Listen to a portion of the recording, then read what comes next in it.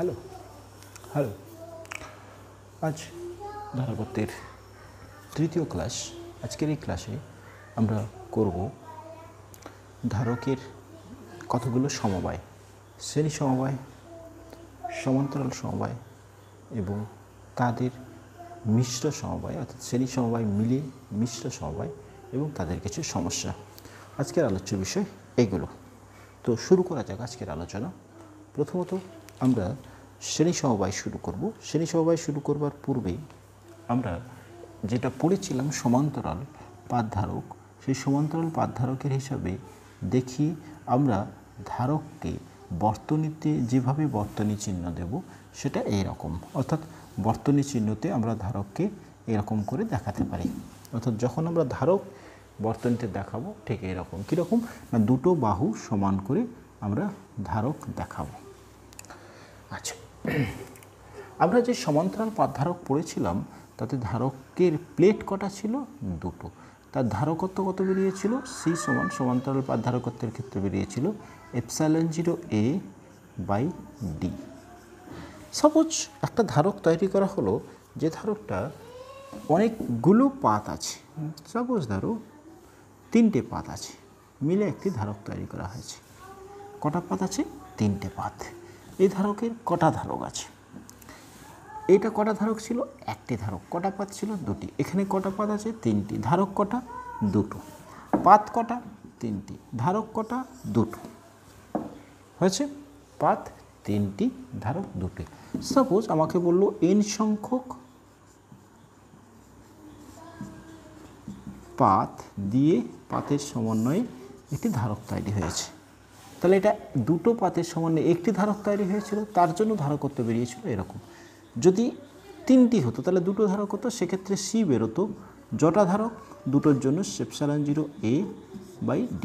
যদি n সংখ্যক হয় সেক্ষেত্রে ধারকত্ব হবে n-1, কেন 3টে পাত থাকলে দুটো ধারক।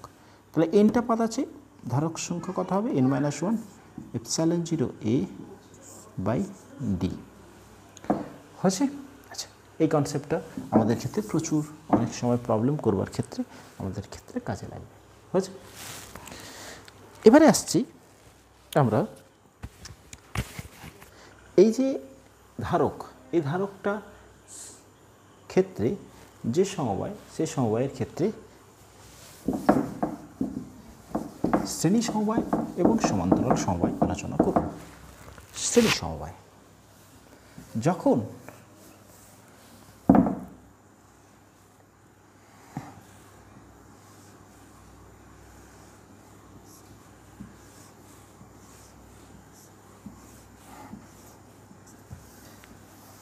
এইরকম সংযোগ থাকছে তখন আমরা তাকে বলছি শ্রেণী সমবায়। অর্থাৎ কি, এটা একটা ধারক যার ধারকত্ব C1, এটা একটা ধারক ধারকত্ব C2, এটা একটা ধারক ধারকত্ব C3। এইরকম সমবায় আছে, অর্থাৎ এই ধারকের শেষ বাহুটা অপর বাহুটা অপরটার আরেকটা বাহুর সাথে যুক্ত, আরেকটা পাতের সাথে যুক্ত, তখন আমরা তাকে বলি শ্রেণী সমবায়। আমরা এই শ্রেণী সমবায় সমান্তরাল সমবায় ক্লাস 10-এর লেভেলে শিখে এসেছিলাম। শ্রেণী সমবায় সমান্তরাল সমবায় এটার মানে, এটাকে যদি আমি একটা এই প্রান্তে একটা ব্যাটারি দ্বারা যুক্ত করি, ভি বিভব প্রভেদের ব্যাটারি দ্বারা যুক্ত করে দিলাম, তাহলে ভি বিভব প্রভেদ মানে এখানে যদি ভি হয় এখানে কত হবে? 0, মানে এখানে 0 হলে এটা ভি, বিভব পার্থক্যটা ভি, মানে 0 হলে ভি। যদি বলতাম যে এটা ভি, তাহলে এটা কত হতো? উচ্চ বিভব কত হতো? 2v। পার্থক্য কত? ক্লিয়ার? বিভব পার্থক্য ভি বলেছি মানে আমি নিম্ন বিভবটাকে নিম্নই হতে পারে। হচ্ছে বিভব 0, তাহলে এটা ভি হলে এটা ভি হবে, অর্থাৎ এখানে উচ্চ বিভব, এখানে এর ইনার সারফেসে আমি ধরছি প্লাস কিউ আধান আছে, প্লাস কিউ আধান হলো। তাহলে এর ভেতরের হিসাবে কি হবে? এর ভেতরের হিসাবে আমরা পড়েছি দুটো ধারকের ক্ষেত্রে, দুটো প্লেটের ক্ষেত্রে ভেতরের পাতের, দুটো পাতের ভেতরের পাতে আধান কত হবে? এটা প্লাস হলে এটা মাইনাস, তাহলে এটা প্লাস কিউ হলে এটা মাইনাস কিউ। যখন এটা ব্যাটারিটা যুক্ত করনি তখন এই দুটো পাত সংযোগ ছিল, তাহলে এই দুটো পাতের মোট আধানটা কত? অর্থাৎ এইটা এবং এই পাতটার, এই দুটো পাতের মোট আধান কত? সংযোগের আগেও 0 ছিল, আধান ডিস্ট্রিবিউশন অর্থাৎ আধানের সংরক্ষণিত হিসেবে পরে শূন্য থাকবে। তাহলে এই পাতটা যদি মাইনাস কিউ হয় এটা কত হবে? Plus Q. একই রকমভাবে এটা তাহলে মাইনাস কি, এই ধারকটির এটা প্লাস, তাহলে এটা মাইনাস, এইভাবে প্লাস মাইনাস হয়ে থাকবে। কি দেখতে পেলে? অর্থাৎ এই সমবায়টা কি সমবায় হলো? শ্রেণী সমবায়। এর ক্ষেত্রে প্রতিটা পাত্রে প্রতিটি ধারকে আধান কত? আধান কিউ। প্রতিটা ধারকের আধান কত? কিউ। হয়েছে? প্রতিটা ধারকের আধান হচ্ছে কিউ। চলো, এই ধারকের ক্ষেত্রে আমরা পুরোটাকে তুলে যদি একটা এই ধারকে যদি এই সমবায় থাকে তাহলে তুল্য ধারকত্ব আমরা নির্ণয় করব। তুল্য ধারকত্ব নির্ণয় করব। তিনটে ধারক C1 C2 C3 কী সমবায় আছে? শ্রেণী সমবায়। বলবে তিনটে ধারক C1 C2 এবং C3 শ্রেণী সমবায় আছে। তাদের যে ব্যাটারির সাথে যুক্ত দুই প্রান্তের বিভবের একটি ব্যাটারির সাথে যুক্ত। শ্রেণী সমবায় থাকার দরুন প্রতিটা ধারকের আধান কত? কিউ। তাহলে প্রথম এটা এ প্লেট, এটা এ ধারক, এটা বি ধারক ধরলাম, এটা সি ধারক ধরলাম। তাহলে এ ধারকের আধান A B C, A B সিতে আধান কত? আধান হচ্ছে প্রত্যেকটাতেই কিউ। এবারে বলো প্রত্যেকটার ধারকত্ব কত? এ বি সি এর এ C1, বি এর C2, সি এর C3 ধারকত্ব, এ বি সি এর ধারকত্ব। আচ্ছা, তাহলে এতে বিভব পার্থক্য কত? বিভব কত? এর বিভব V1 ধরছি। V1 সময় কী হবে? আমরা জানি Q is equal to CV. তাহলে ভি ইজ ইকাল টু এতে আধান কিউ বাই তার ধারকত্ব C1। বিতে বিভব কত হবে? V2 ধরলাম, কিউ বাই C2। হয়েছে? চলো, সিতে বিভব V3 ইজ ইকাল টু কত? Q by C3। এই তিনটের মোট বিভব কত? মোট বিভব কত? মোট বিভব ভি ইজ ইকাল টু, যেটা ভি এর সাথে সমান হবে V3, that is equal to Q by C1 plus Q by C2 Q by C3।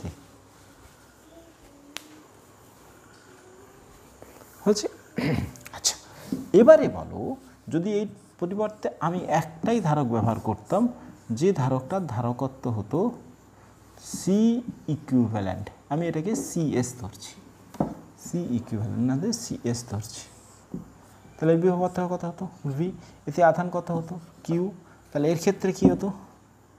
V is equal to Q Q by CS. 1 নম্বর এবং 2 নম্বর সমীকরণ তুলনা করে কি পাবে? এর জায়গায় আমি বসিয়ে দিচ্ছি, তাহলে 1 by CS is equal to 1 by C1 plus 1 by C2 plus 1 by C3। অর্থাৎ শ্রেণী সমবায়ে থাকা কোনো ধারকের ক্ষেত্রে তাদের তুল্য ধারকত্ব কী বেরোচ্ছে? তুল্য ধারকত্ব বেরোলো, কী বেরোলো? এখানটাতে লিখে রাখছি আমরা, তুল্য ধারকত্ব বেরোলো যদি দুটোর ক্ষেত্রে হয় অনন্যকের সমষ্টির সমান। দেখো দুটো ধারক বা তিনটে ধারক বের করলাম তিনটে, তাহলে সেক্ষেত্রে কী বেরিয়েছে? 1 by CS is equal to 1 by C1 plus 1 by C2 এবং 1 by C3, 1 by C1 plus 1 by C2 এবং 1 বাই C3। হয়েছে?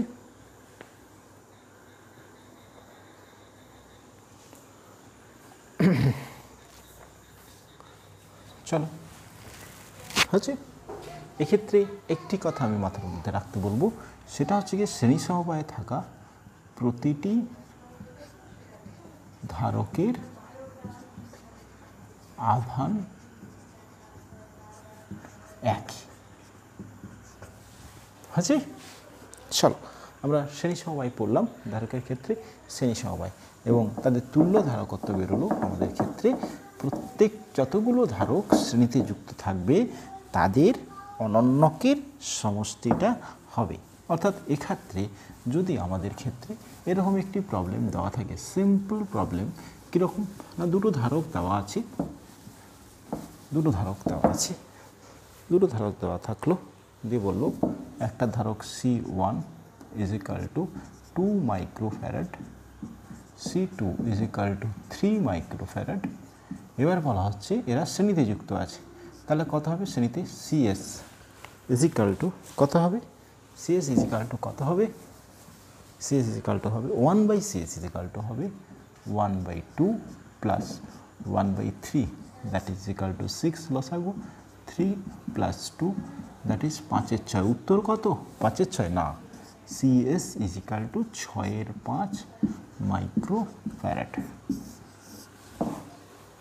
হচ্ছে। অর্থাৎ শ্রেণীতে থাকলে তুল্য ধারকত্ব দাঁড়াচ্ছে এরকম হচ্ছে। আচ্ছা, ওখানে এখানে লেখা থাকলো। আমরা আসছি সমান্তরালে থাকলে কি হবে। আমরা আসছি সমান্তরালে থাকলে কি হবে। এবার আসছি সমান্তরাল। ও কালি কালি কালি,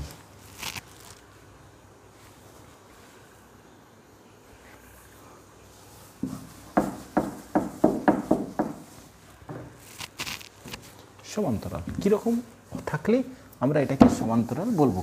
কীরকম থাকলে আমরা এটাকে সমান্তরাল বলবো? দেখো, এই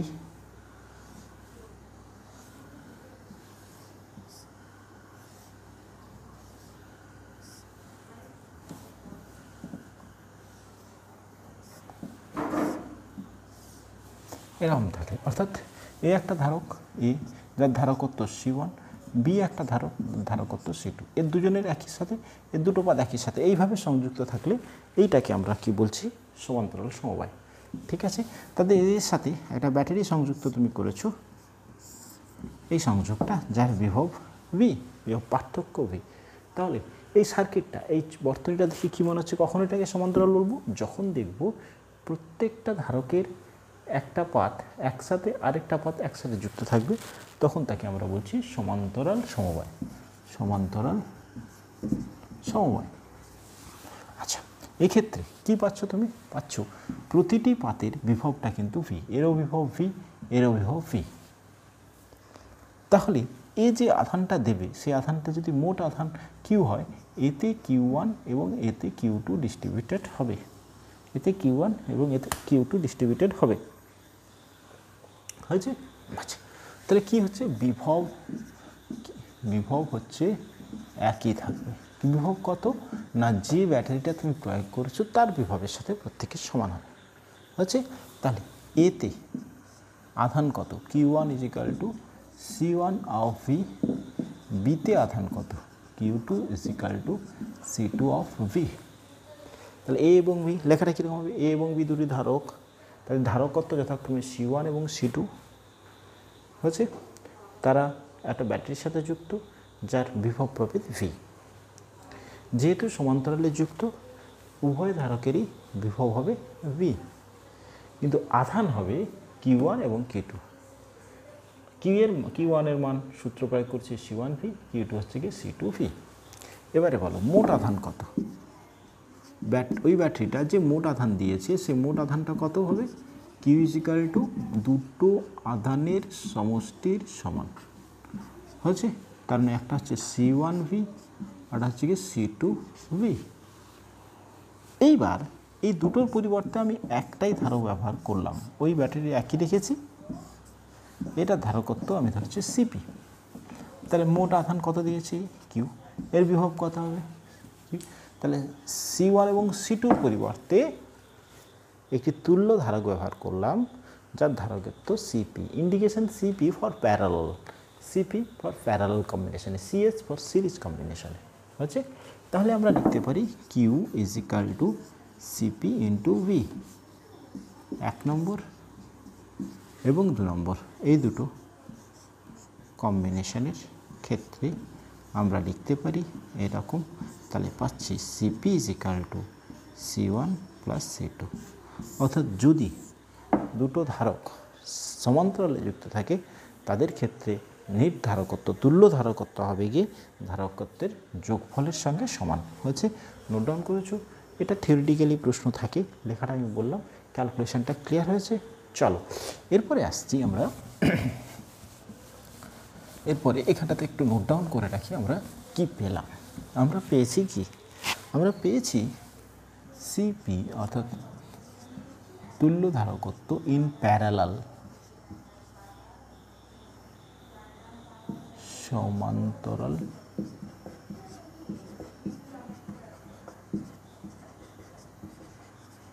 সমবায়,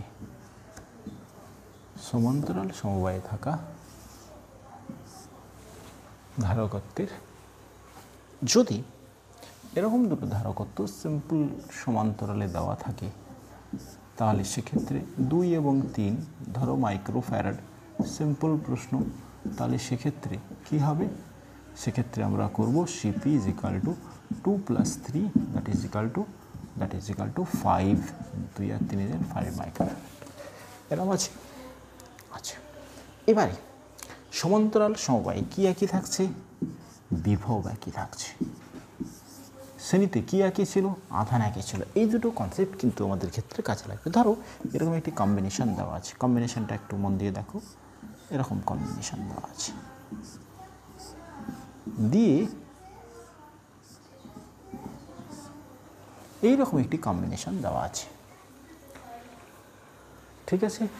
এই কম্বিনেশনের প্রতিটার বলে দিয়েছে 2 2 2 2, বলেছে এ এবং বি এই দুটো বিন্দুতে যে ধারকটা আছে সেটাকে আমরা তুল্য ধারকত্ব নির্ণয় করব। এই ধরনের সমবায়কে আমরা বলছি মিশ্র সমবায়। মিশ্র সমবায় অর্থাৎ শ্রেণীতেও থাকবে, সমান্তরালে যুক্ত থাকলে তাকে মিশ্র সমবায় বলে। এইরকম বিভিন্ন ধরনের মিশ্র সমবায় আমাদের ক্ষেত্রে থাকবে। আমাদেরকে দেখে বুঝতে হবে ওই দুটো কনসেপ্টে যে শ্রেণী এবং সমান্তরালের সমবায়ের, সে থেকে কোনটা কোনটা শ্রেণীতে আছে, কোনটা কোনটা সমান্তরালে আছে। চলো এই দুটো ধারক, পুরো ধারকতে এ এবং বি পয়েন্টের মধ্যে বলো তো এইটা এবং এইটা, দেখো তো এই ধারক এবং এটার প্রথম এটার শেষ, এই দুটো কিসে আছে? এই দুটো কি সমবায় আছে? এই দুটো শ্রেণীতে আছে না সমান্তরালে আছে? সমান্তরালে আছে। তাহলে সমান্তরালে থাকলে তুল্য ধারকত্ব কত হয়? সিম্পল যোগ। তাহলে সার্কিটটা যেমন ছিল ওর পরিবর্তে, এই দুটোর পরিবর্তে আমি একটাই ধারক রাখলাম, এটা যেমন ছিল তেমন রেখেছি, হয়েছে?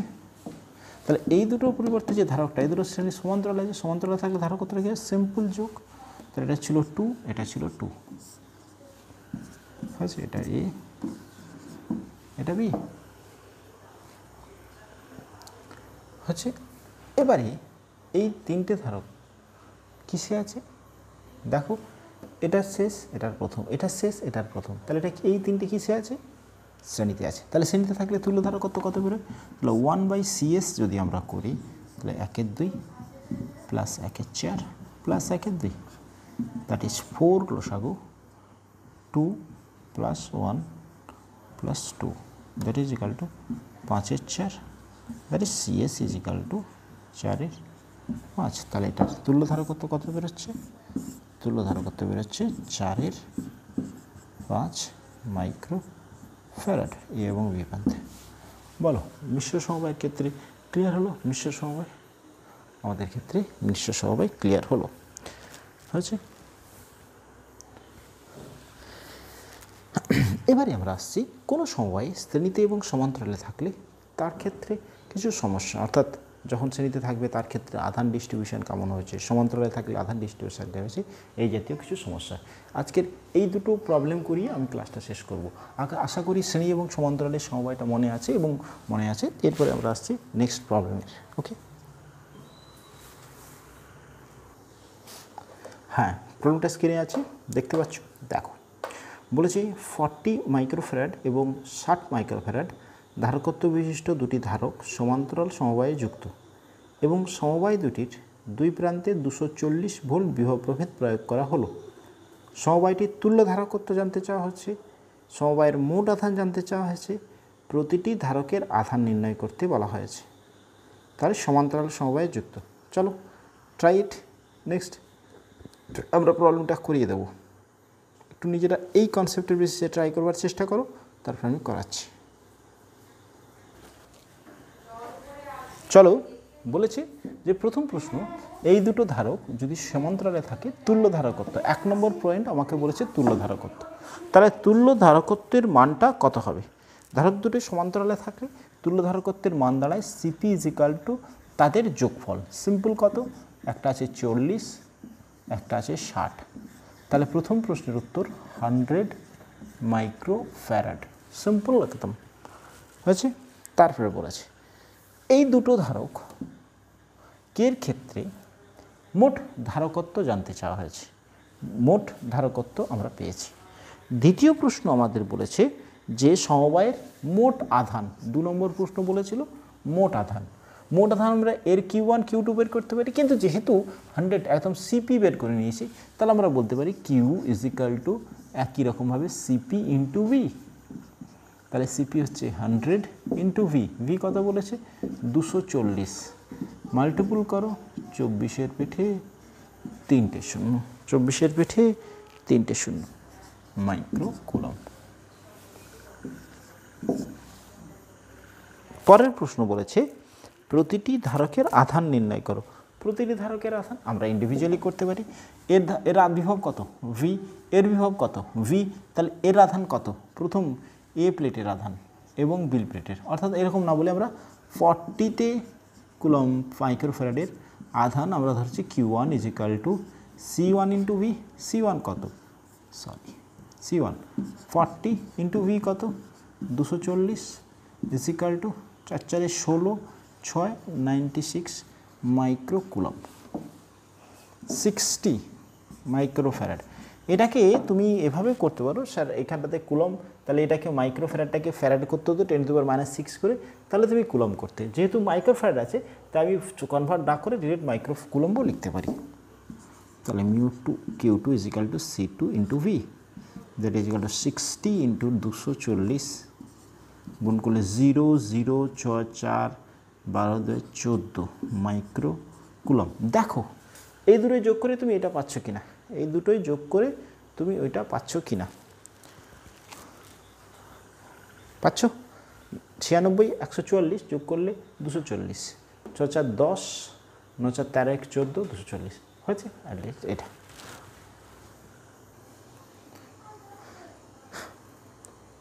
নেক্সট আসছে, স্ক্রিনে দেখতে পাচ্ছ প্রবলেম বলেছে 3 মাইক্রোফ্যারাড এবং 7 মাইক্রোফ্যারাড ধারক বিশিষ্ট দুটি ধারক শ্রেণী সমবায়ে যুক্ত। সমবায়ের দুই প্রান্তে 1000 ভোল্ট বিভব প্রভেদ প্রয়োগ করা হলো।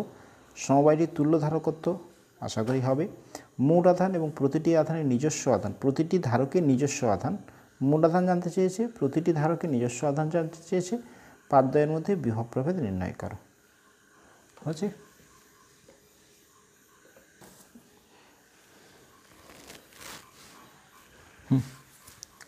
চলো আমাদের ক্ষেত্রে আমরা প্রবলেমটা দেখেছি, প্রবলেমটা করেছি আশা করি। প্রথম কি বলে দিয়েছিল, এদের তুল্য ধারকত্ব নির্ণয় করতে বলেছে। প্রথম আধান আছে 3 মাইক্রোফ্যারাড, দ্বিতীয় আধান বলেছে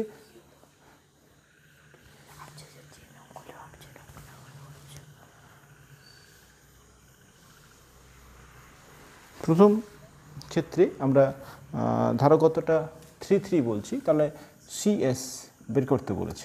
তাহলে 1/CS is equal two 1/3 plus 1/7, that is equal two 21, 7 plus 3 that is 10/21, 1/CS 1, তাহলে CS is equal two 21/10 that is 2.1 microfarad, 2.1 microfarad হচ্ছে। এই মাইক্রোফ্যারাডকে কেউ যদি ফ্যারাডের অ্যান্সার চাও, তাহলে মাইক্রোফ্যারাড অ্যাকচুয়ালি পিকোফ্যারাড, তার মানে 2.1 into 10⁻12 farad. 1 microfarad is equal two 10⁻12 farad হচ্ছে। নেক্সট বলেছে সমবায়ের মোট আধান। কী সমবায় আছে এটা, কী সমবায় আছে, শ্রেণী সমবায়। শ্রেণী সমবায় থাকলে প্রত্যেকের আধান একই, প্রত্যেকের আধান একই। এটা নির্ণয় করবার জন্য ফার্স্ট অফ অল আমি CS পেয়েছি, তাহলে CS is equal to Q is equal to CSV।